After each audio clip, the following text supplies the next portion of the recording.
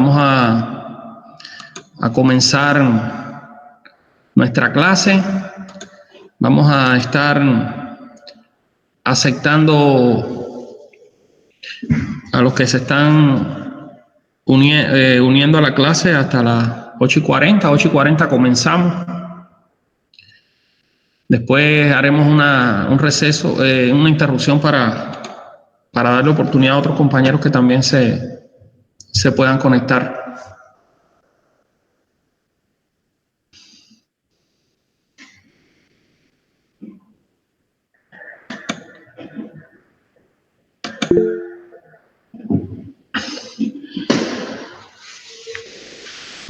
Bueno, buenos días a todos, estimados alumnos, alumnas de tercero A de inmunología.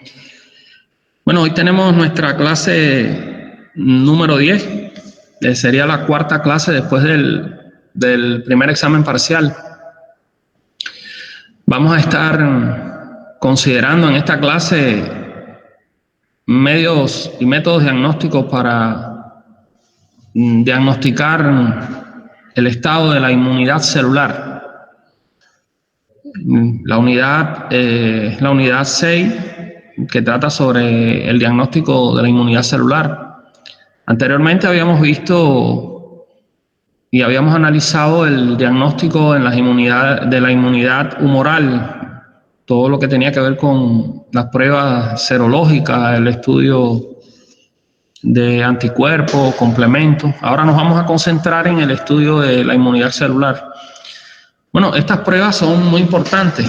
Vamos a estar analizando por qué son un importante complemento para el diagnóstico médico.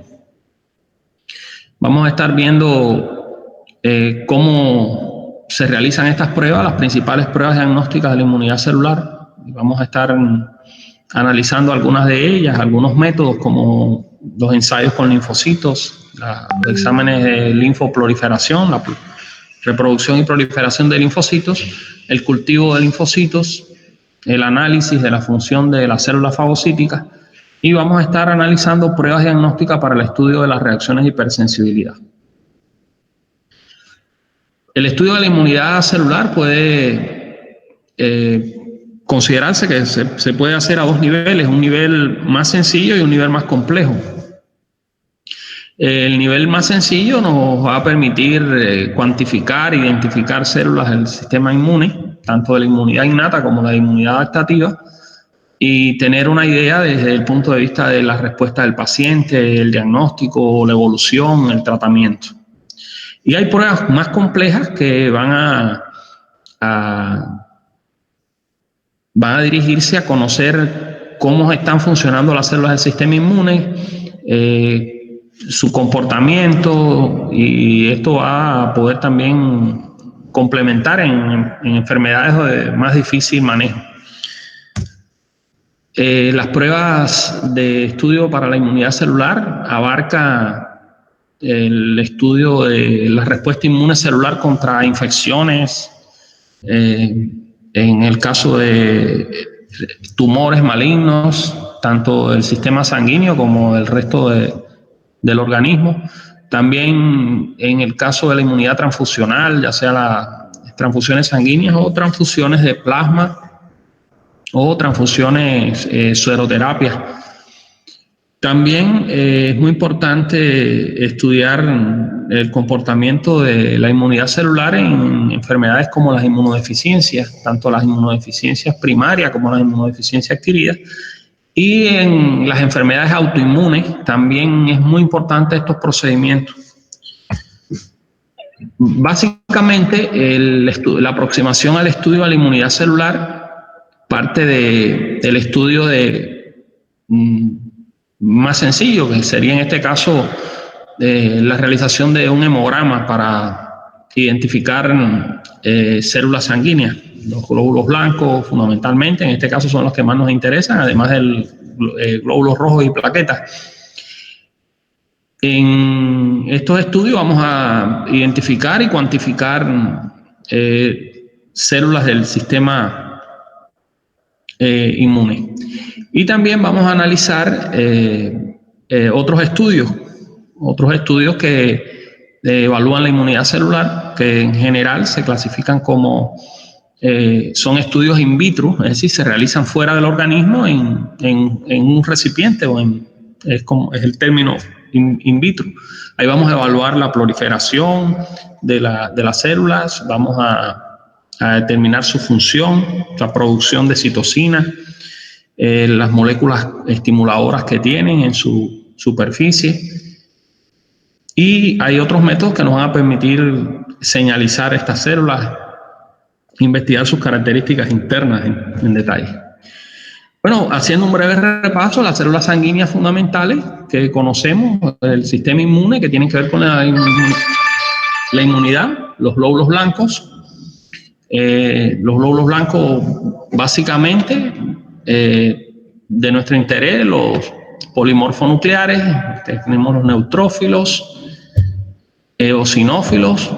Los neutrófilos se destacan por ser células fagocíticas.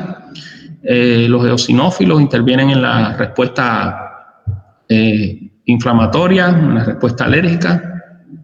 Los basófilos, que son precursores de los mastocitos, también tienen una gran importancia en la respuesta a las infecciones y a las enfermedades alérgicas. Nos interesan mucho los linfocitos, obviamente, y en sus poblaciones. Linfocitos son las células de la inmunidad celular específica. Los linfocitos B y T, y de los linfocitos B tenemos las células plasmáticas y las células, los linfocitos, las células asesinas naturales, los linfocitos killer, que son células del sistema inmune innato.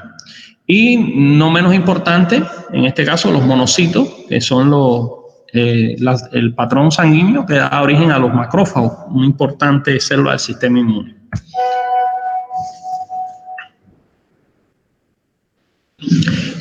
Voy a hacer una pausa para aceptar a algunos alumnos que se están incorporando y continuamos entonces la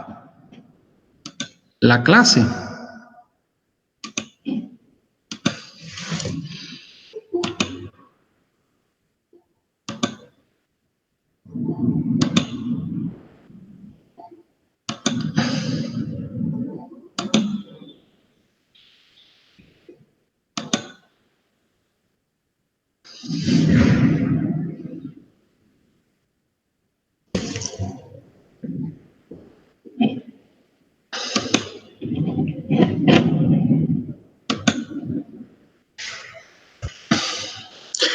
Bueno, continuamos entonces. Vamos al primer examen básico, más sencillo para evaluar la inmunidad celular, que es el estudio de los glóbulos blancos o leucorama, que forma parte del hemograma, del estudio hematológico más importante. Es el estudio primario que los médicos tenemos para diagnosticar muchas enfermedades, y una poderosa herramienta si sabemos usarla bien y sacarle todo el provecho posible.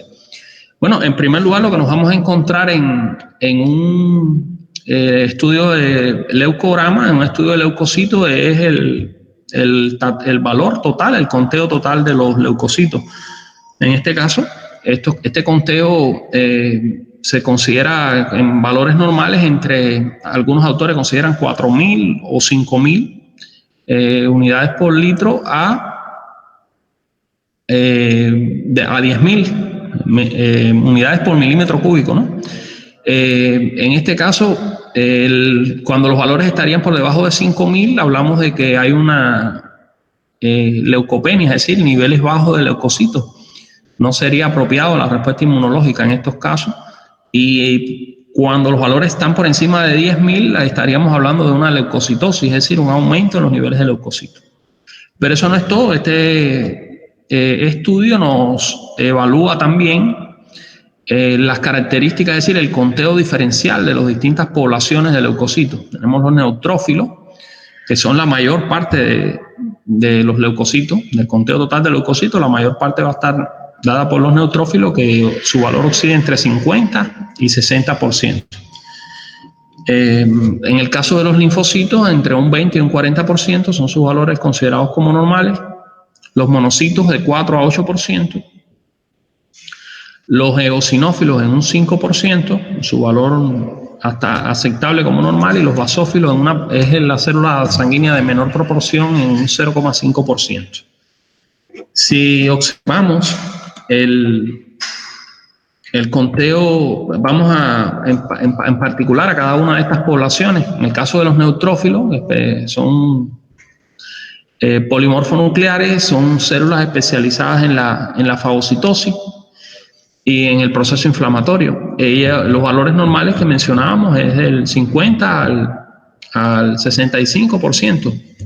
Algunos autores hablan de 50 a 60%. ¿En qué condiciones podemos observar un aumento de los neutrófilos? Bueno, fundamentalmente las infecciones bacterianas, al comienzo de infecciones virales, en procesos como quemaduras y con el uso de esteroides fundamentalmente. Hablamos de neutrofilia, es decir, una infección bacteriana en su fase aguda, vamos a encontrar altos valores de neutrófilos. Y la neutropenia es el efecto contrario, los valores muy bajos se van a estar presentes en la anemia plástica, cuando la médula ósea no es capaz de producir suficientes células, y en otras condiciones como en déficit vitamínico, pero lo que más nos interesa es, en el campo del diagnóstico médico, es evaluar la neutrofilia, que es una condición indicativa de estas condiciones fundamentales, principalmente las infecciones bacterianas. En el caso de los linfocitos, células importantes en el sistema inmune innato son las protagonistas, ¿no? Los linfocitos B, las células propias de la inmunidad que producen anticuerpos, y los linfocitos T, las células que coordinan toda una serie de procesos en la respuesta inmune. Hablamos de valores normales entre 25 y 35%. Cuando encontramos valores elevados de linfocitosis, bueno, la linfocitosis o linfocitos altos lo vemos en procesos inflamatorios, en infecciones virales como hepatitis, varicela, parotiditis.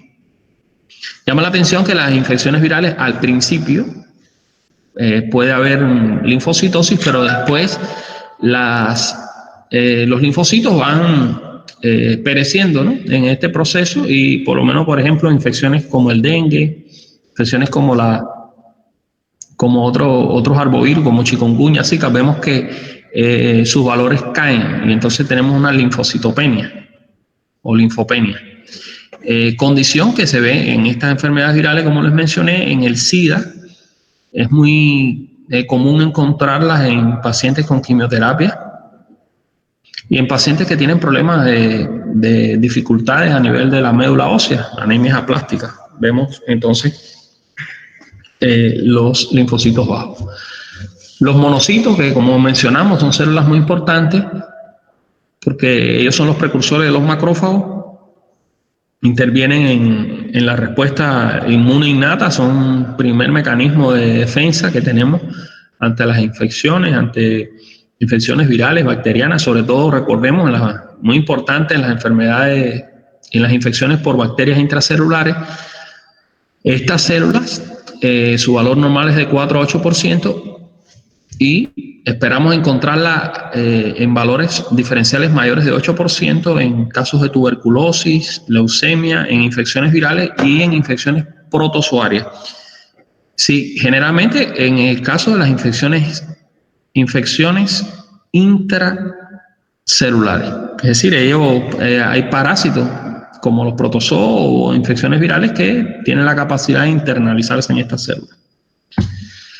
Los eosinófilos, no menos importantes, también son leucocitos de la inmunidad innata. Ellos son responsables de la respuesta inmune contra parásitos, helmintos y protozoos, y también juegan un papel muy importante en el mecanismo de alergia e hipersensibilidad, que lo vamos a estar estudiando hoy.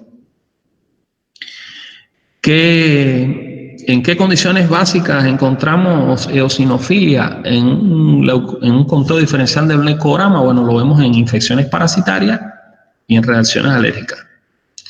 De manera que si un paciente nos acude y nos muestra un leucograma, ya ustedes de seguro algún familiar le estará mostrando alguno, y ustedes ven los valores en el conteo diferencial, los valores de eosinófilos por encima de 4%,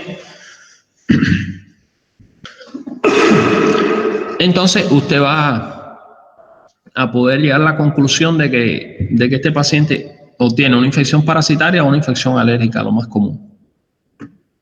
Lo contrario, la eosinopenia puede presentarse en infecciones bacterianas, virales, en situaciones de estrés traumático, accidentados, politraumatizados, y también en pacientes que consumen drogas y en otro tipo de medicamentos que pueden producir eosinopenia, pero la mayor importancia la tenemos aquí, la eosinofilia.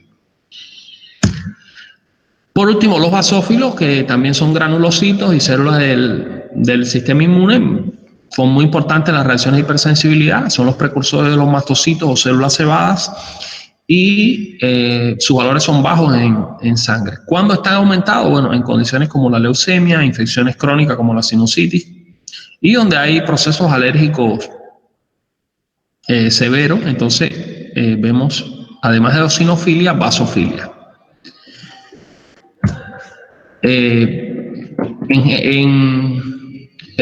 Concretando, las células de la respuesta inmune de la inmunidad innata son fundamentalmente estas poblaciones, los monocitos. Tenemos las células dendríticas, células presentadoras de antígenos. Tenemos que son macrófagos, por supuesto. Tenemos células killer, que son linfocitos de la inmunidad innata, los linfocitos de las células asesinas, y tenemos los neutrófilos. Es decir, que estas células juegan un papel muy importante en la inmunidad, en la respuesta inmune primaria, y en la respuesta inmune es la primera respuesta, es decir, que es importante que esta línea de defensa esté funcionando bien para que nuestro organismo pueda hacerle frente a todas las agresiones que vienen de muchos agentes biológicos. Ahora, estas células, todas y cada una de ellas, podemos estudiarlas. ¿Qué podemos estudiar de los macrófagos? Los monocitos, podemos estudiar la función de su fagocitosis, es decir, cómo están realizando la fagocitosis, si su mecanismo de fagocitosis está funcionando bien. En el caso de las células dendríticas, también son como células presentadoras de antígenos, podemos estudiar de ellas su proceso de fagocitosis y su proceso de presentación de antígenos. Hay pruebas específicas para diagnosticar. En el caso de las células killer, los linfocitos, las células asesinas, también podemos estudiar su actividad citotóxica, ya vamos a ver más adelante cómo podemos hacerlo. Y los neutrófilos, que son muy importantes, vamos a ver cómo también podemos estudiar su función fagocítica. Es decir, que es importante estos estudios porque importante es la función que realizan estas poblaciones celulares de la inmunidad innata. En el caso de los fagocitos, vamos a estudiar su función fagocítica desde un nivel más sencillo hasta un nivel más profundo. Podemos cuantificarlos, identificar qué moléculas de adhesión tienen en su membrana, estudiar también la capacidad bactericida de destruir los microorganismos que ellos fagocitan. Y un nivel de estudio más profundo, vamos a analizar, por ejemplo, su movilidad, es decir, si presentan algunas anomalías como mutaciones. Vamos a hacer una pausa para aceptar a otros compañeros.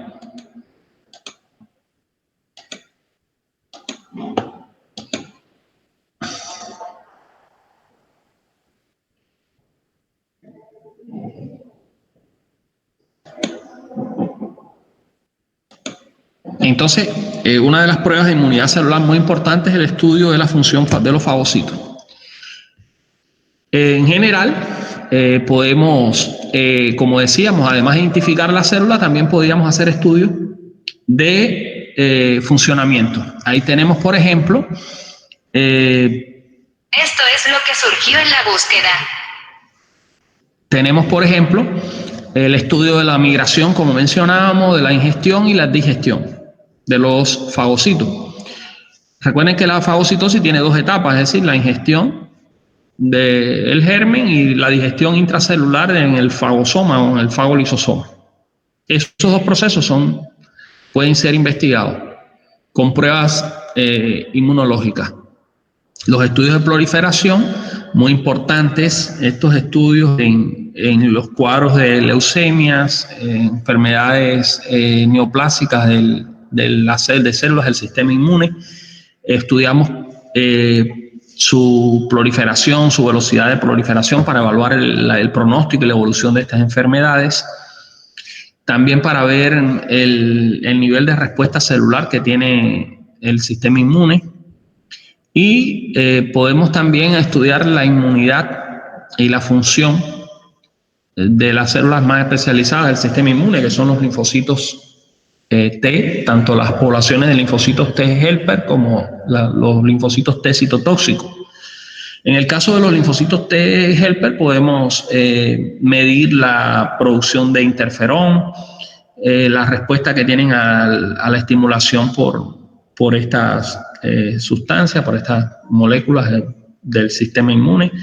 También hay pruebas para cuantificar su función y su actividad. En el caso de los CD8 estudiamos la capacidad citotóxica de estas células de producir lisis celular. Ya vamos a ver cómo. Y en el caso de las células asesinas, bueno, vimos cómo estudiamos también su actividad fagocítica.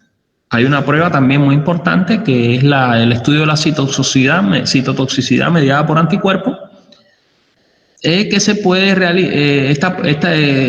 Estos estudios se estimulan células citotóxicas como los linfocitos T citotóxicos, los macrófagos y las células asesinas se estimulan con anticuerpos específicos y vemos la respuesta citotóxica de la célula.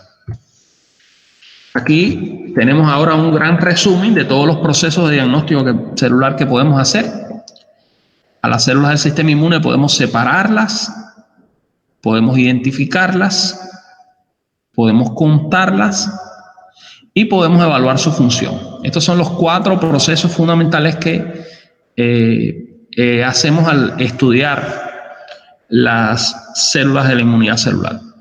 Células del sistema inmune, tanto innato como adaptativo. ¿Cómo separamos las células del sistema inmune? Bueno, en una muestra de sangre podemos separarlas por método físico y por métodos inmunoquímicos. ¿Qué método físico tenemos? Bueno, los métodos de separación fundamentalmente son, podemos separarlo, por ejemplo, los polimorfos nucleares de los linfocitos, que son las células mononucleares. Esto lo podemos hacer por un método muy utilizado en inmunología, que es el método de centrifugación. Es decir, una muestra de sangre es colocada en un tubo de ensayo y es centrifugada. En este caso, esta es la técnica de Ficol-Hippake. Aquí se añade un reactivo, el reactivo de Ficol, y esta muestra, después de ser centrifugada, va a producir este resultado. Aquí nos va a quedar el plasma y las plaquetas. En el fondo nos van a quedar los polimorfos nucleares y los glóbulos rojos. Aquí nos va a quedar el reactivo que utilizamos y esta banda blanca que tenemos acá, aquí tenemos las células mononucleares. Es decir, aquí vamos a tener monocitos y linfocitos, que son las células mononucleares. Los polimorfos nucleares, neutrófilos, eosinófilos, basófilos, van a quedar en el fondo del tubo de ensayo. Ahora, contando que aquí tenemos en esta línea los mononucleares, ¿cómo podemos separarlos? Bueno, es interesante que ellos se pueden separar por adhesión selectiva, ya que los monocitos se adhieren a superficies de vidrio plástico y los linfocitos se fijan a columnas de lana o nylon o de algodón. Entonces, esta adhesión selectiva, la distinta propiedad de adhesión que tienen estas células permite que los monocitos sean separados de los linfocitos. Es decir, una técnica que tiene un funcionamiento en base a una teoría que se da siempre en esta célula. Entonces, una vez que hemos separado las células, vamos a retornar acá a esta, es decir, podemos separarla tomando en cuenta método físico, como mencioné, la centrifugación y la adhesión selectiva. Y también por métodos inmunoquímicos, es decir, vamos a identificar poblaciones y subpoblaciones. Generalmente los métodos inmunoquímicos que más usamos son la citometría. Vamos a ver cómo se hace la citometría de flujo más adelante, que es un método que nos sirve para identificar, además de separar. Los métodos de identificación, bueno, ahí tenemos métodos cualitativos que nos van a decir si está presente o no una célula, y cuantitativos nos van a permitir contar. El método de identificación más utilizado en laboratorio de inmunología, la citometría de flujo y el marcaje inmunoquímico con anticuerpos. Una vez que son identificadas, podemos contarlas, como habíamos dicho, y para ese caso utilizamos la técnica de inmunofluorescencia, la microscopía, la citometría de flujo y el radioinmunoanálisis. Es decir, marcamos anticuerpos con isótopos radioactivos.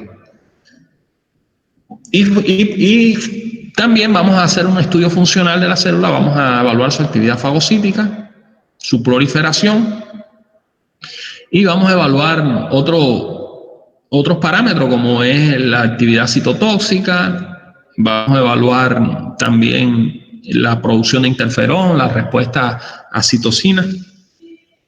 ¿Está bien? Toda una serie de herramientas de diagnóstico que son muy útiles en el diagnóstico y en el tratamiento y evolución de nuestros pacientes. Aquí vemos las técnicas de recuento, microscopía de fluorescencia. Aquí hay enzimas que una vez que son unidas a anticuerpos, ellas colocadas al reaccionar con un reactivo, ellas producen una luminiscencia o fluorescencia que puede ser identificada, ¿no?, a través del microscopio. Tenemos la citometría de flujo, que ya vamos a explicar en qué consiste. Tenemos la inmunofluorescencia y tenemos el radioinmunoanálisis, que es con isótopos radioactivos. En general, estas pruebas se dividen en pruebas in vitro, es decir, se hacen fuera del organismo, tomando una muestra de sangre que contiene estas células, colocadas ya sea en pocillos de plástico o tubos de ensayo. Esas pruebas son in vitro, decimos, fuera del organismo. El término in vitro significa en vidrio. Recuerden que las primeras pruebas difundido el uso del plástico, es una tecnología que más usada actualmente, pero se utiliza el término in vitro para referirse a técnicas que se hacen fuera del organismo, y in vivo es cuando se hace dentro del organismo, es decir, se aplican en el organismo como tal. Estas pruebas de inmunidad celular de diagnóstico son funcionales y no funcionales. Como explicamos, las no funcionales para hacer identificación, recuento, y las funcionales para ver cómo están funcionando las células, obviamente. Veamos entonces algunas de estas pruebas, repasemos. Mencionamos que las más importantes son la citometría de flujo y la inmunofluorescencia, que tienen la finalidad de identificar tipos celulares, muy importante en el diagnóstico y clasificación de leucemias y linfomas, caracterizar las células desde el punto de vista fenotípico, identificar sus mutaciones, identificar su conteo, es decir, contarlas. Importante, por ejemplo, contar las poblaciones de linfocitos helper en pacientes con VIH-Sida. Eso va a dar una información acerca de su pronóstico. Y también en pacientes trasplantados, por ejemplo. Ahora, ¿cómo hacemos la citometría de flujo? Bueno, la citometría de flujo es una prueba que nos va a permitir evaluar distintos parámetros de la célula, y su principio radica en que las células se hacen pasar por una columna donde ellas van progresar, a fluir. Están encolumnadas en un flujo. Al pasar por la exposición al láser, ellas van a ser contadas, tomando en cuenta que muchas de ellas emiten fluorescencias, ¿no? Este es el principio, ¿no? Aquí, por ejemplo, tenemos células marcadas con anticuerpos, marcados con enzimas, enzimas que son fluorocromo, emiten color. Y aquí vamos a identificar, por ejemplo, moléculas de adhesión o tipos celulares. ¿Cómo se vería? Aquí tendríamos cómo se agrupan, cómo son contadas. Por ejemplo, aquí tenemos los granulocitos, los monocitos y los linfocitos. Es decir, son marcadas con un color específico, y eso nos permite entonces poder identificar y contar con métodos automatizados, ¿no? Vamos a evaluar aquí el tamaño de las células, su complejidad interna. Con mucha precisión tienen, mucha sensibilidad que tienen esta tecnología de la citometría de flujo. Esto es lo que llamaríamos una cartometría de flujo. Aquí vemos representado las distintas poblaciones celulares. Por ejemplo, aquí tenemos linfocitos T, linfocitos B y células killer, las tres poblaciones. Vemos que, por ejemplo, los linfocitos T son siempre más abundantes, ¿no? 68%.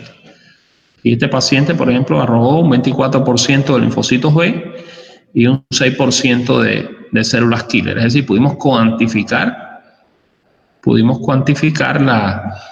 la población de linfocitos. ¿Cómo lo hicimos? Bueno, porque utilizamos anticuerpos contra proteínas específicas que tienen estas células marcadas, que se van a unir a estas células y nos van a permitir entonces identificarlas. Entonces, una vez que por citometría de flujo evaluamos sus poblaciones, en hemogramas, haciendo un recuento, pudimos contar células. Vamos también a hacer otro tipo de estudios, por ejemplo, más especializados.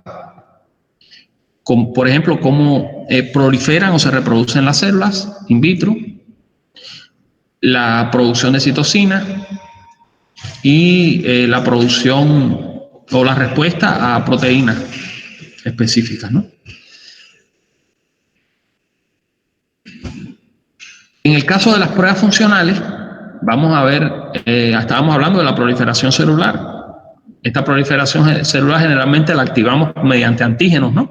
Que al ponerse en contacto con la célula van a estimular y van a producir una respuesta. Se van a producir clones de esa célula. Recordamos que básicamente la proliferación de las células de la inmunidad celular ocurre por una estimulación, por un antígeno. Esto puede ocurrir tanto dentro del cuerpo humano como fuera del cuerpo humano, porque in vitro estas células pueden ser cultivadas. Vamos además de estudiar la proliferación celular, vamos a ver cómo su actividad citotóxica, mediada por anticuerpos también, son las pruebas ADSC, citotoxicidad mediada por anticuerpos en inglés. Y vamos a determinar los niveles de sustancias liberadas, ¿no? En este caso, vamos a usar la técnica de ELISA, que ya la vimos, para cuantificar anticuerpos, citocinas. Y la técnica de ELISPOC, que es una variante de la prueba de ELISA más específica.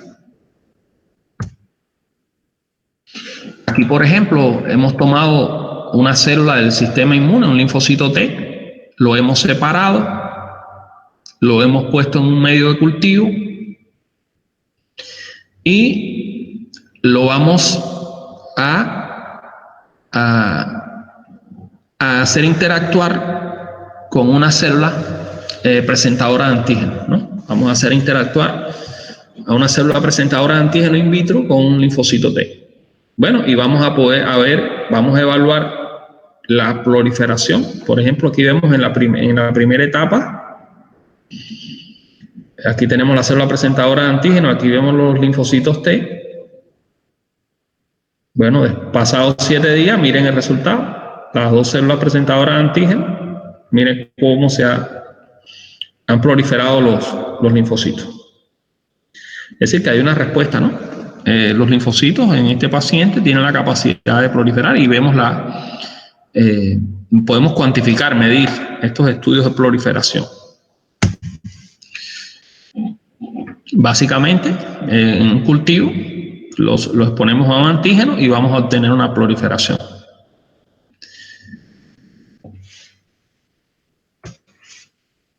Ahora, un estudio muy importante en el caso de los in vitro de los linfocitos es la identificación de subpoblaciones. Podemos, como habíamos mencionado, separar los linfocitos de las células de los polimorfos nucleares y de los monocitos, y también podemos separar los linfocitos T de los linfocitos B. Bueno, mediante anticuerpos monoclonales marcados se pueden marcar entonces las diferentes poblaciones de linfocitos, tanto de CD4, que son fundamentalmente, sabemos que hay varias subpoblaciones dentro de los linfocitos TCD4, tenemos los linfocitos T helper, los TH1, TH2, los T reguladores. Bueno, esas poblaciones podemos cuantificarlas marcándolos con anticuerpos, utilizando fluorocromo, un producto químico, una enzima que produce emisión de calor y de color, y vamos a utilizar un citómetro de flujo, por citometría de flujo, y vamos entonces a poder calcular estas subpoblaciones. Bueno, aquí tenemos una muestra a la que le añadimos anticuerpos monoclonales y posteriormente después las pasamos por un citómetro de flujo. Los anticuerpos monoclonales vamos a marcar moléculas de adhesión como CD4, CD8, todas estas moléculas de adhesión, incluso antígenos del sistema HLA, se usan como marcadores. Al final el resultado que vamos a encontrar marcados distintos tipos de poblaciones o subpoblaciones de linfocitos. Aquí, por ejemplo, tenemos linfocitos CD4 y CD8. Hemos utilizado marcadores para las moléculas CD4 y para las moléculas CD8. Aquí, por ejemplo, en este paciente tenemos un 37% de linfocitos CD4. Estos linfocitos tenían el 37% expresado la molécula CD4, estos tenían la molécula CD8, el 31%, y la molécula CD3 el 70%. Muy precisos estos estudios para determinar sus poblaciones. Bueno, el otro estudio que hacemos referencia en este objeto de aprendizaje en esta clase es la evaluación de la fagocitosis, la actividad de los fagocitos. Vamos a determinar dos índices. El índice de fagocítico, que es la capacidad de los leucocitos de tragarse, por así decir, de ingerir, de internalizar bacterias y microorganismos, como virus también, la capacidad de fagocitarlo, ¿no? De tragarlo, pero la capacidad de digerirlo, de destruirlo, ocurre en el interior. Esa sería la actividad bactericida. Es decir, por ejemplo, en un paciente puede darse que su capacidad fagocítica esté normal, pero la actividad bactericida de su fagocito no esté bien. ¿Por qué? Porque la fagocitosis ocurre en el interior de la célula, es decir, en el fagosoma, en las vesículas. Ahí es donde tiene que producirse la destrucción de la célula por compuestos superóxidos del oxígeno, ¿no? Radicales libres y superóxidos, que son aniones de oxígeno, que son los que van a destruir las bacterias, van a hacer como tal la lisis o destrucción de las bacterias. En estos estudios analizamos tanto la actividad, el índice fagocítico como la actividad bactericida. Por ejemplo, utilizamos ¿de qué mecanismo nos valemos? Bueno, el estudio cuantitativo y el estudio funcional. Estudio cuantitativo para determinar la cantidad de células fagocíticas. Fundamentalmente las moléculas de adhesión que medimos o que tienen estas células son CD11, CD15 y CD18. Y el estudio funcional, en este caso la capacidad bactericida, mediada por los mecanismos microbicidas del oxígeno. ¿Qué sucede? Que cuando estas reacciones químicas con altas concentraciones de oxígeno que se producen dentro de las vesículas de los fagos lisosomas, estas reacciones químicas producen una gran quimioluminiscencia, puede ser detectada, ¿no?, esta reacción química, y ahí evaluamos la capacidad bactericida. También evaluamos movilidad y evaluamos, como habíamos mencionado anteriormente, otros procesos como la actividad enzimática de la glucosa 6-fosfato deshidrogenasa, o estudiamos mutaciones asociadas a genes específicos que hay en las células fagocíticas. Por ejemplo, en las células NK vamos a buscar este indicador que es el cromo 51.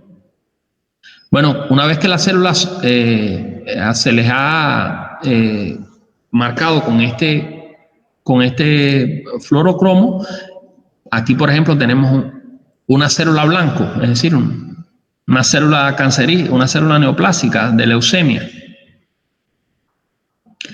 Esa célula en un cultivo es colocada junto con linfocitos, células NK que se han separado. Bueno, cuando esas células se ponen en contacto, al producirse la actividad citotóxica de la célula NK sobre la célula diana, entonces se va a liberar esta sustancia, el cromo 51, es una molécula marcada, que esta molécula puede ser cuantificada en dilución y puede ser cuantificada en cantidad también. Es decir, podemos dar un estudio cuantitativo y podemos entonces podemos medir entonces la capacidad citotóxica de esta célula. El objetivo de nuestra clase no es que ustedes aprendan en detalle cada una de estas pruebas, sino que ustedes sepan en teoría explicar cómo se producen estas pruebas, cómo se realizan, qué importancia tienen en el estudio inmunológico, qué características de las células de la inmunidad celular se pueden estudiar para que una vez que ustedes como médicos puedan familiarizarse con estas herramientas de diagnóstico, puedan comprenderlas mejor. Creamos la base de un conocimiento, ¿verdad? Como decíamos aquí anteriormente, estamos ahora evaluando la actividad fagocítica. En el caso de los linfocitos killer, estudiamos actividad citotóxica frente a una célula diana. Esto se hace mediante la liberación de cromo 51 por las células blancas, ¿no?, que han sido previamente marcadas con un fluorocromo. Y el mecanismo de muerte bacteriana por activación de este complejo, la NAP deshidrogenasa, se produce porque una vez que la bacteria ha sido destruida, van a producirse estos glucoproteínas llamadas citocromo. El citocromo B558. Este citocromo va a producir una señal que va a indicar de que se ha activado este complejo, y este complejo puede ser captado y medido. Y aquí entonces hemos evaluado la capacidad bactericida de un macrófago, por ejemplo, o de otro tipo de células fagocíticas. Recuerden, por ejemplo, cuando estudiamos las bacterias intracelulares, algunas de estas bacterias tenían la capacidad de sobrevivir dentro de un macrófago. Pensemos, por ejemplo, en la tuberculosis pulmonar, donde los bacilos tuberculosos son capaces de sobrevivir en el interior de los macrófagos. Bueno, pues en estos estudios permiten evaluar qué tan eficaz es la respuesta fagocítica o la capacidad bactericida de estas células fagocíticas. Y finalmente, bueno, para evaluar la inmunidad celular tenemos pruebas en vivo, es decir, pruebas que vamos a hacer no con una muestra de sangre, sino directamente en el individuo, en el paciente. En este caso vamos a usar pruebas de introdermorreacción, es decir, una prueba funcional que consiste en inyectar un antígeno intradérmico en la piel del paciente. Esta técnica muy importante en el estudio de la tuberculosis, la técnica de Mantoux o prueba de tuberculina. Vamos a inyectar un intradérmico, no subcutáneo, fíjense acá, en la dermis. Esta es la epidermis y esta es la dermis. Entre la epidermis y la dermis vamos a colocar esta sustancia, esta sustancia que contiene una cantidad de antígenos, ¿no?, preparados a base de glucoproteínas de la membrana del Mycobacterium tuberculosis, y esto debe de producir una respuesta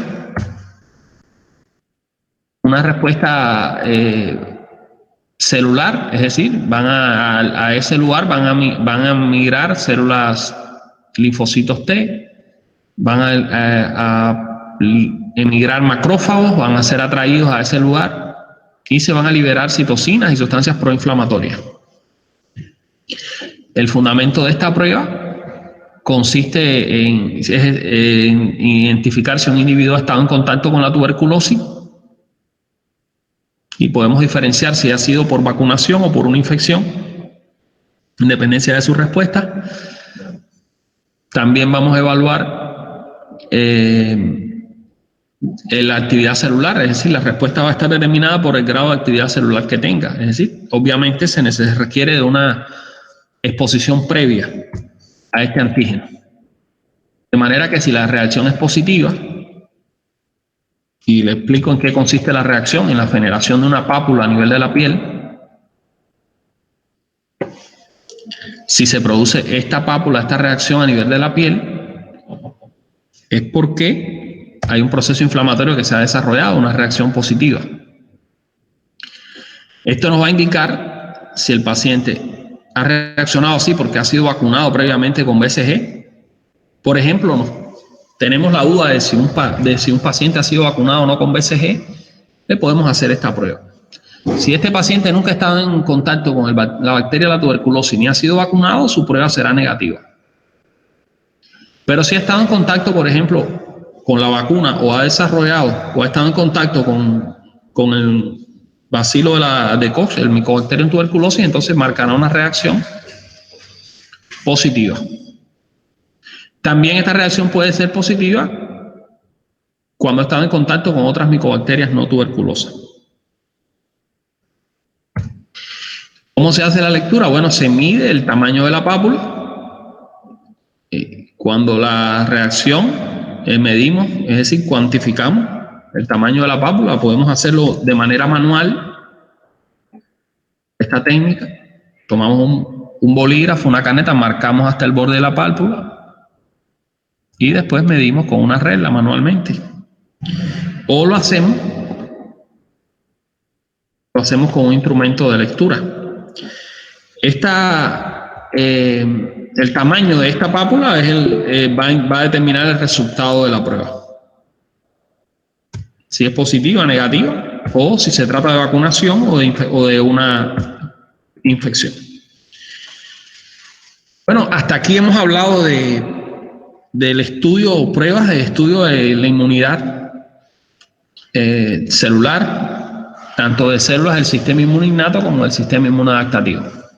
Ahora, en la respuesta celular tenemos otra importante respuesta del sistema inmune, que es la respuesta de hipersensibilidad. La hipersensibilidad es un problema de salud. Tómese en cuenta, y ya van a ver por qué a medida que lo desarrollemos brevemente. La hipersensibilidad es un gran problema de salud. Pensemos en las enfermedades alérgicas, enfermedades autoinmunes, enfermedades por la deposición de complejos antígenos-anticuerpos. Son un gran grupo de enfermedades que producen una cantidad importante de problemas de salud y son motivos de consulta a diario para médicos en distintas especialidades. Bueno, una respuesta inmune, ¿qué es la hipersensibilidad? Una respuesta inmune exagerada. Es decir, la respuesta inmune alterada, la respuesta inmune ideal, contrasta con una respuesta inmune deficiente, ¿no? Una respuesta inmune deficiente, nuestro organismo nuestro sistema inmune no responde bien, entonces estamos hablando de que tenemos una inmunodeficiencia.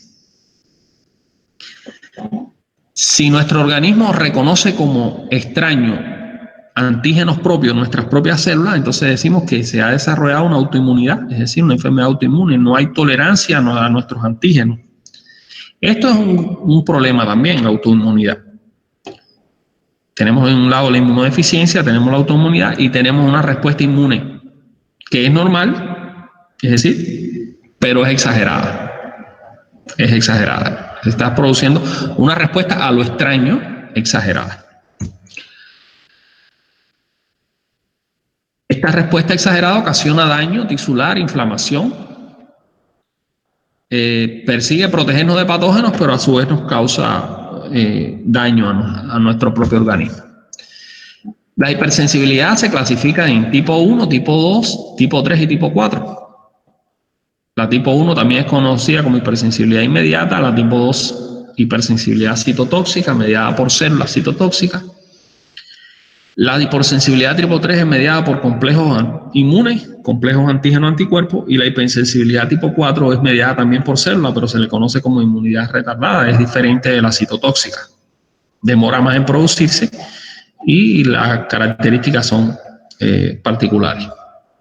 Vamos a hacer brevemente un repaso de la hipersensibilidad para ver los medios diagnósticos que tienen que ver con la inmunidad celular, porque en estos tipos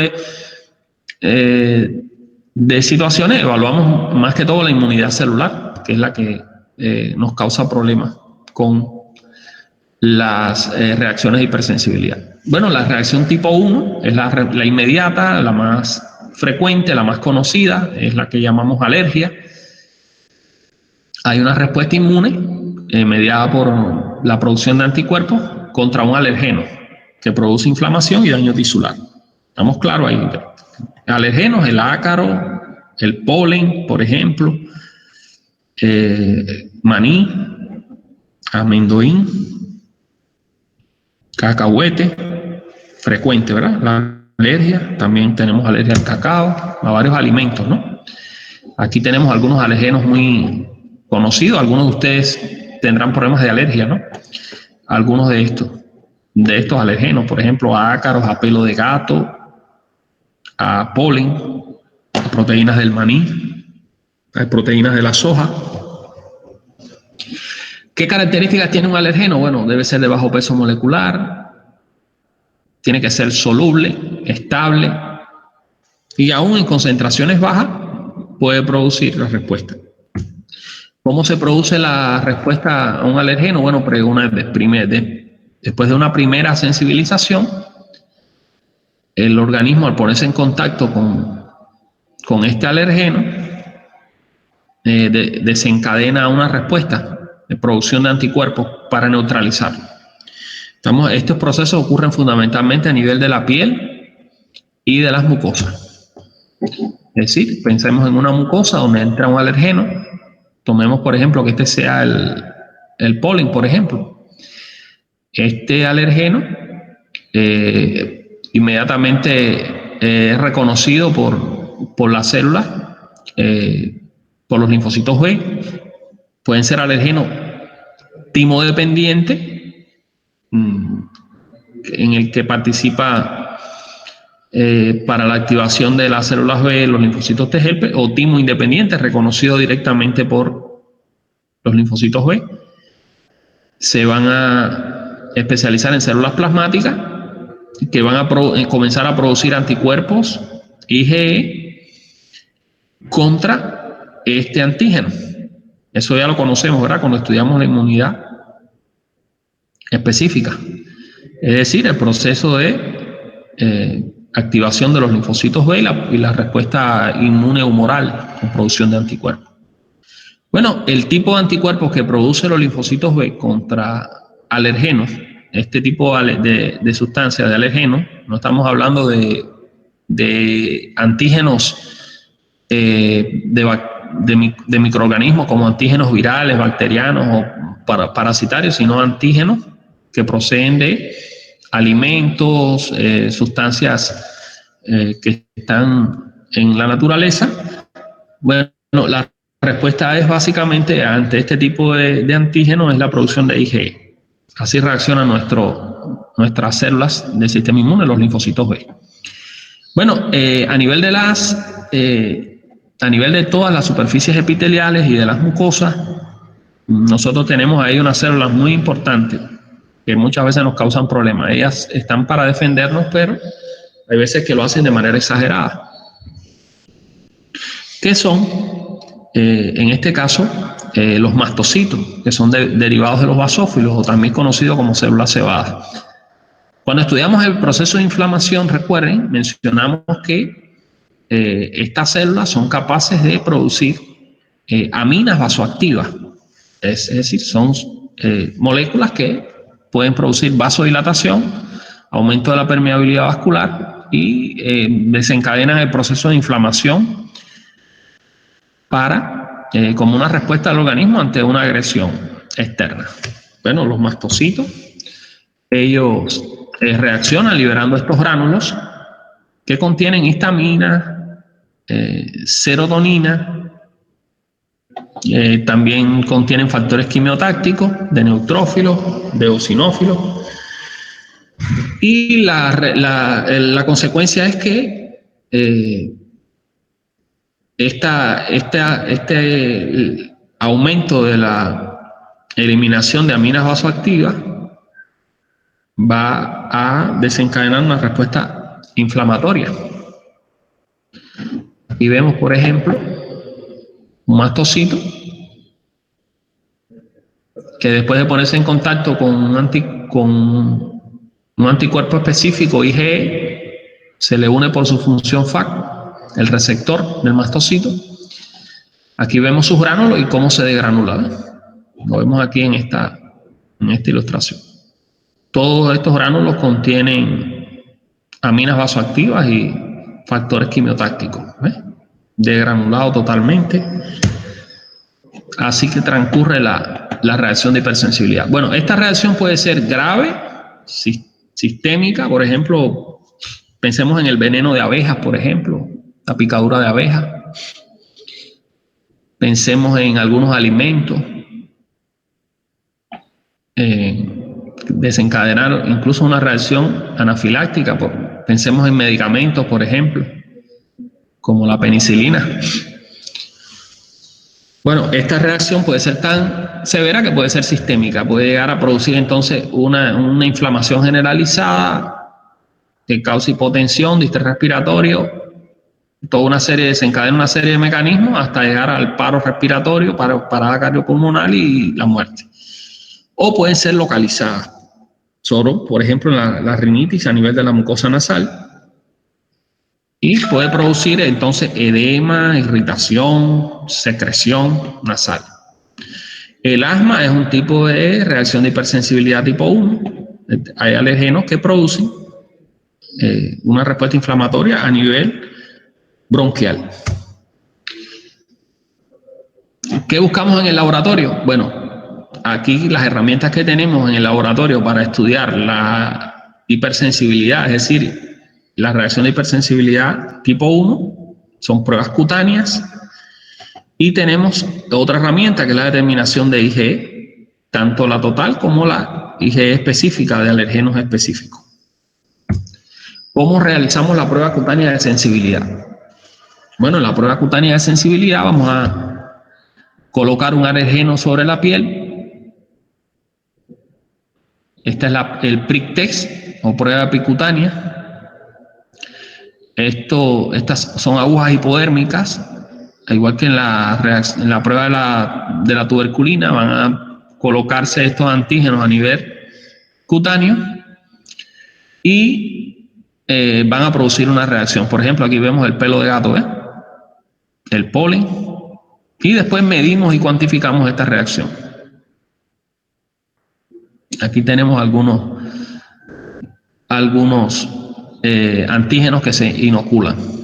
La presencia de estos antígenos va a producir degranulación de los mastocitos, liberación de mediadores. ¿En qué tiempo? Muy rápido. Esta prueba se lee alrededor de 15 o 20 minutos. A diferencia de la prueba de la tuberculina, que es una reacción hipodérmica donde se les requiere entonces la migración de células. Aquí los mastocitos ya están acá, no necesitan migrar. En el caso de la prueba de la tuberculina, bueno, se requiere que vengan los macrófagos, células, los linfocitos T citotóxicos, pero aquí no.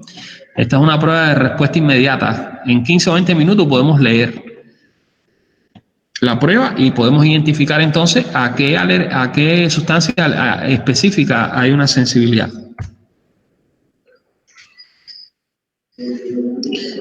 Esta prueba se puede hacer también el método tradicional, usando solo un antígeno específico. Se inyecta de 0,1 a 0,05 mililitros del alergeno, produciendo una pápula de 2 a 3 centímetros. Bueno, es falso, sería positivo cuando hay una reacción, una pápula de más de 10 milímetros. Por eso es importante evitar los falsos positivos y los falsos negativos con una buena técnica e inyectando el volumen adecuado del alergeno para poder medir con claridad.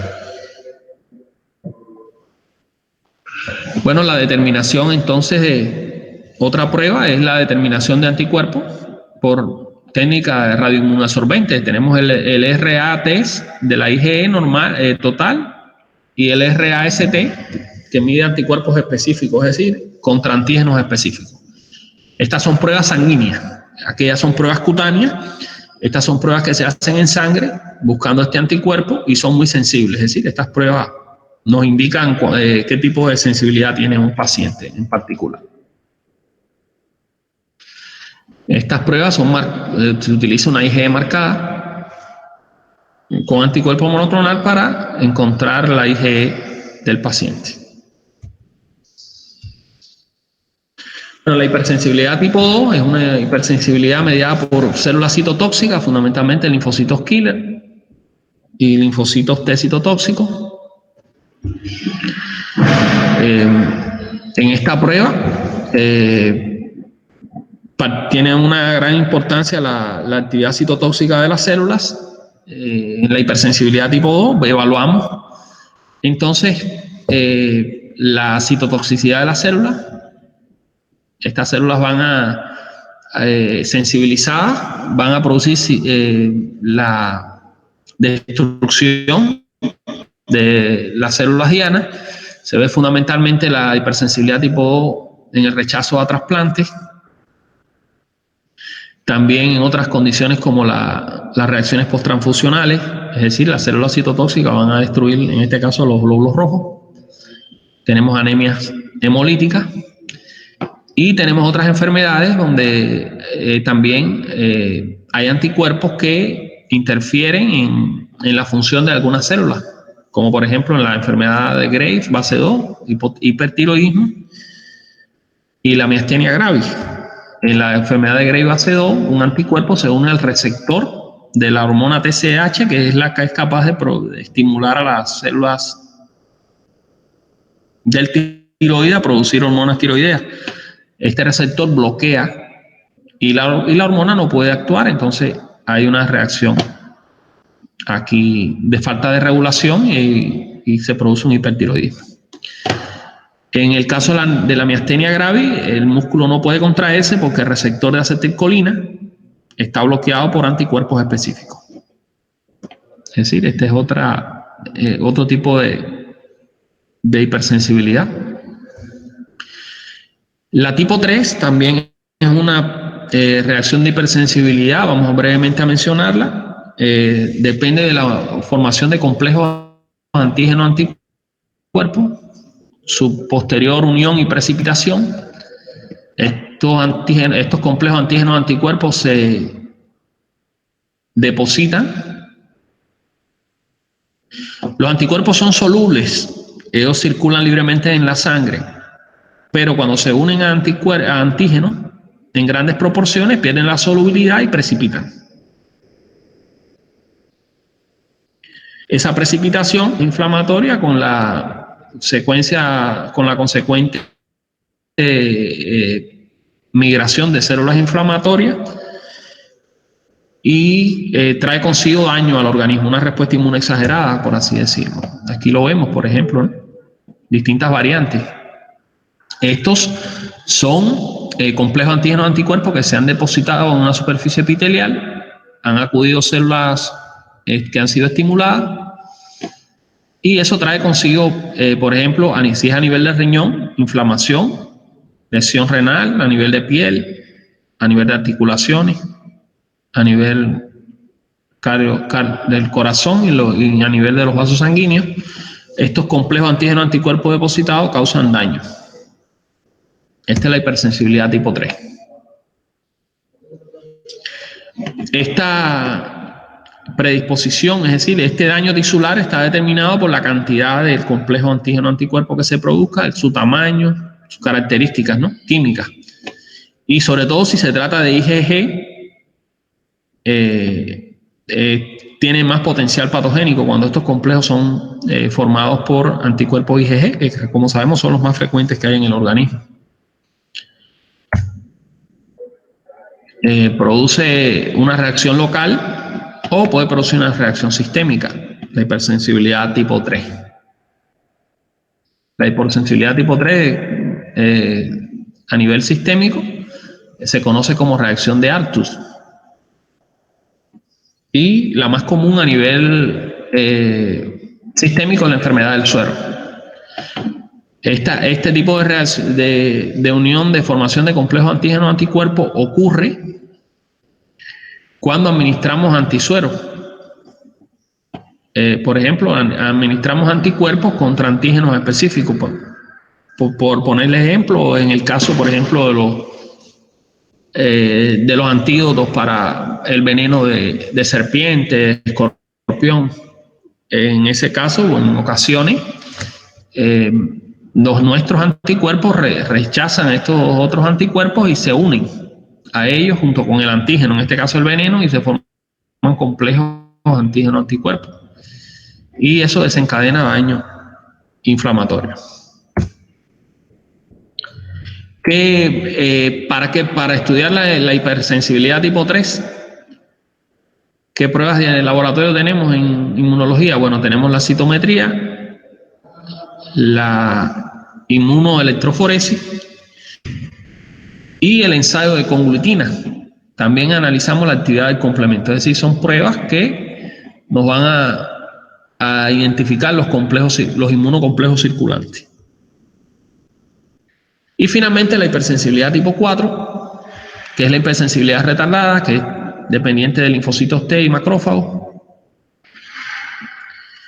Esta se desencadena después que han sido sensibilizados estas células contra antígenos específicos, como por ejemplo, en este caso, la más importante desde el punto de vista médico es la producida por la tuberculosis, Mycobacterium tuberculosis.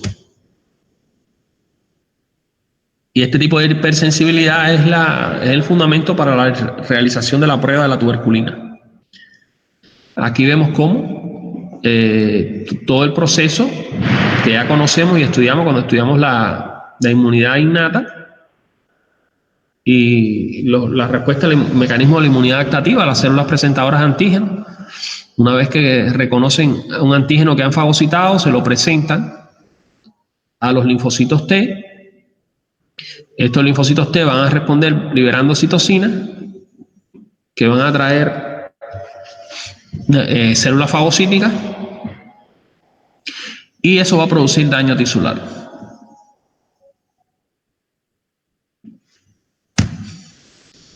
A esta reacción se le conoce como retardada porque para que todo este proceso celular tenga lugar, es decir, la migración de células fagocíticas, la activación de macrófagos, es un proceso que ocurre entre 48 a 72 horas de contacto específico con el antígeno.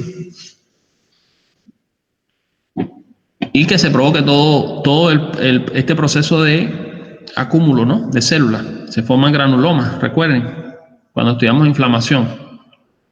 Es decir, las células epiteliales son rodeadas por macrófagos y estos a su vez son rodeadas por linfocitos. Bueno, hasta aquí nuestra clase. Entonces, resumiendo, hemos visto